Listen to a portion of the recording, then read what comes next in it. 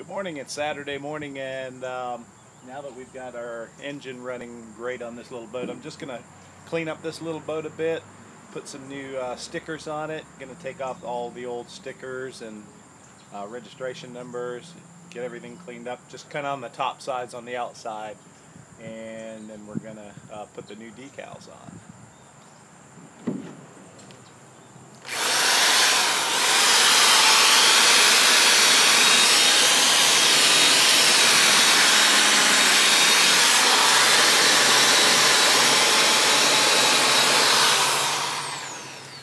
This is just a Scotch-Brite pad from 3M that I'm running in my 1/2-inch drill. So just use it nice and light, and it just takes that old layer of oxidation off of the aluminum. I'm not going to worry about what we do on the inside because we're going to do some more modifications to that at a later time for another project. So, but I do want to get this cleaned out here before I go ahead and get those decals on.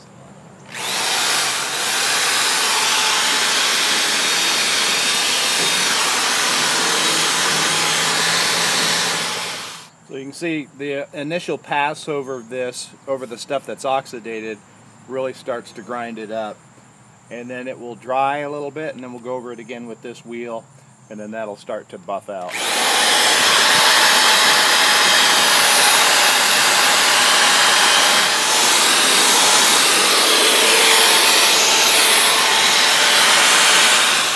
The other thing we're working on is on the trailer.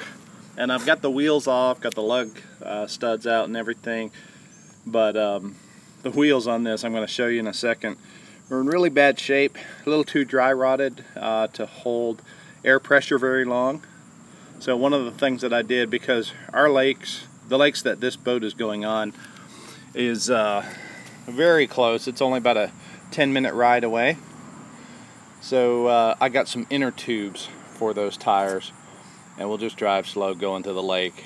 No big highway or high-speed driving going on. So I was able to go to Tractor Supply and find a couple of inner tubes, and I worked on that last night. Now I didn't make a video of me changing over these to inner tubes. You know, the hardest part of doing this job was figuring out how to get the tread and the tire off of the rim.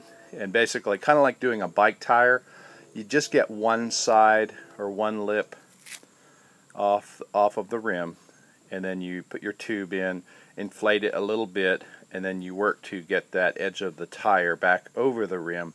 And I'm going to post a link to a video that I found that seemed to help me the best without having to build or create or buy an expensive tire changing machine. So I'm going to post that link down in the description.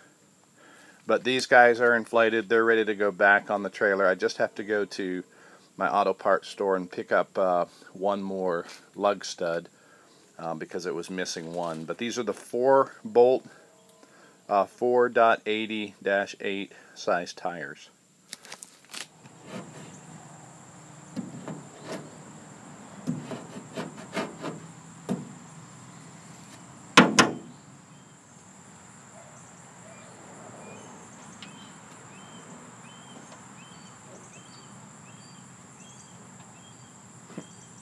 They're sharp, and then there's too sharp. This is too sharp. Alright, finally found one of these. Let's try this. Ah, there we go. That's much better. Just the right size.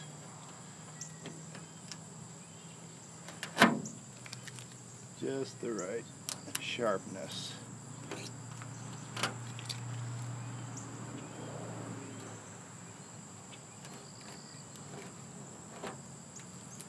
Wow, what a difference the right tool makes, right?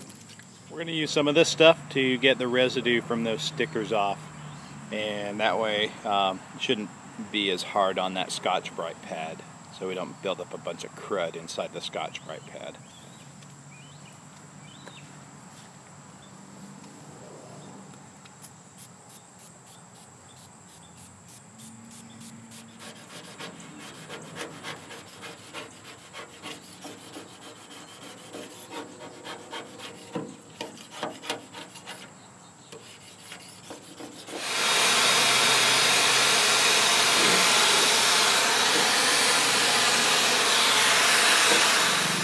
So I also added a little bit of paint to the just above the chines.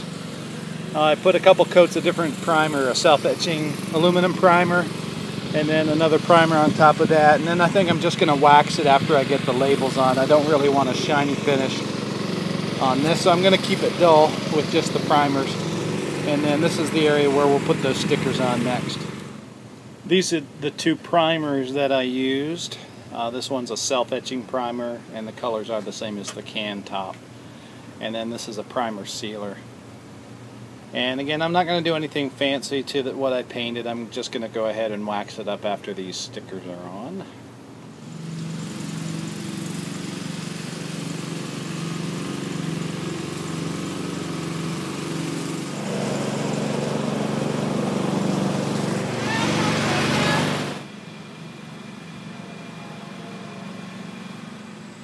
And this is now ready to go in the water.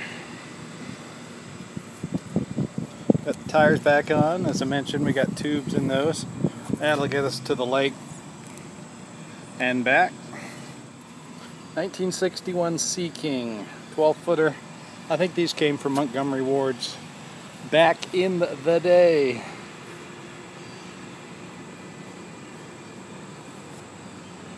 Let's go fishing.